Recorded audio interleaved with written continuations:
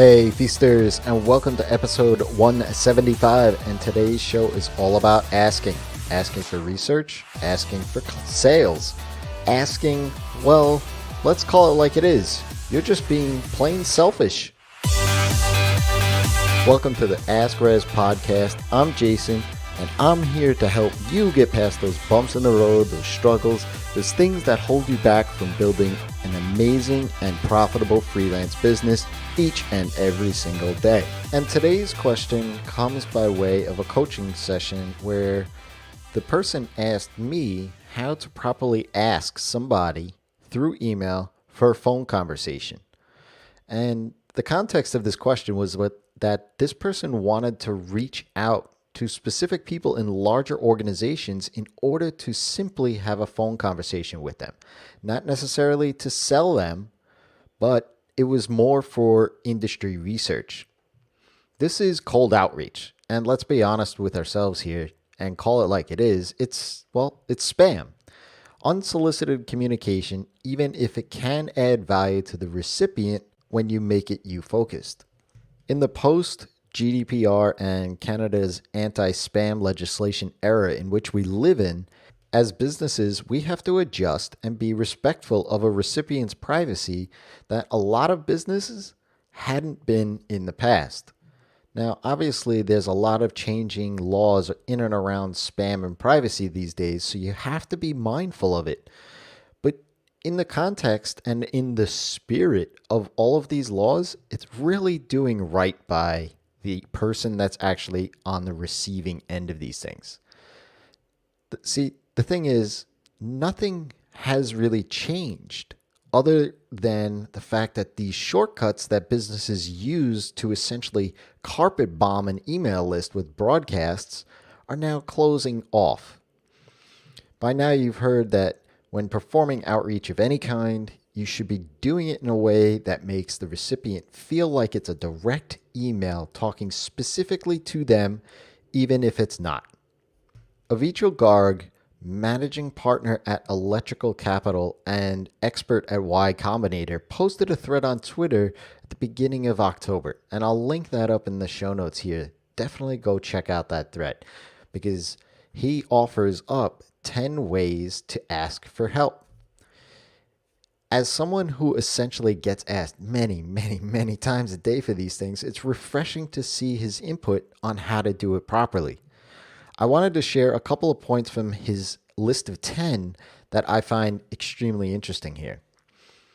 One of those points is offering context, letting the recipient know who you are and if there are any contacts that you share in common.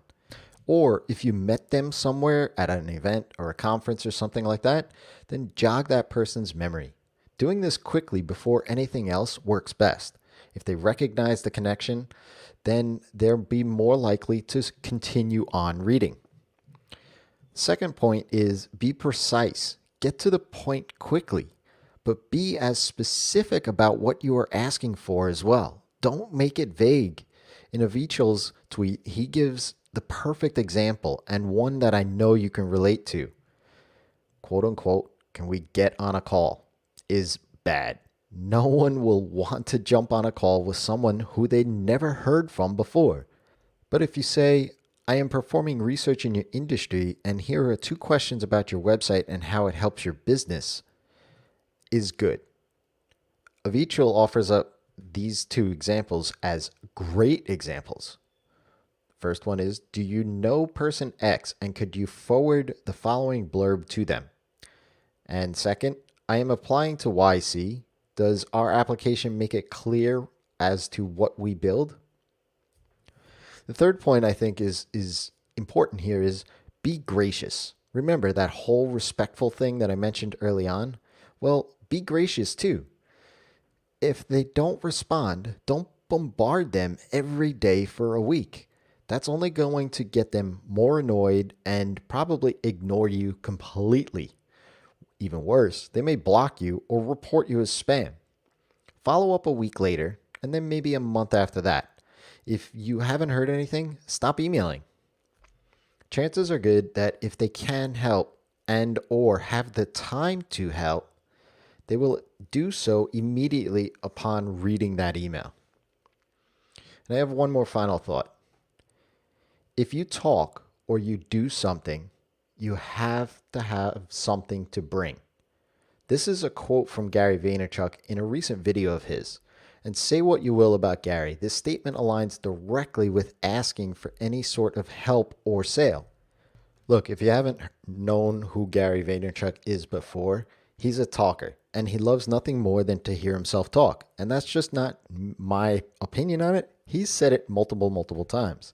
He said this specific quote, though, when sharing a story about a meeting he had at Google headquarters with the president of Cuba and Twitter and some other major players in the tech space.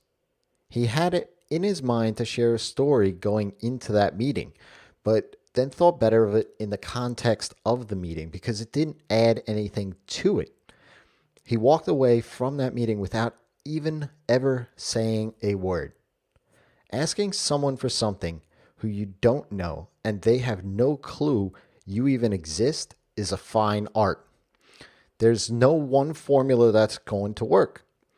The only thing that I can say is to think about you as the recipient and how you would feel about getting your outreach emails. Now, can I ask you a favor? If this was valuable to you and you got something out of this, can you please head on over to iTunes and drop a review on this episode and this podcast? I would personally appreciate it. And I do look at each individual review and I will thank you personally. Until next time, it's your time to live in the feast.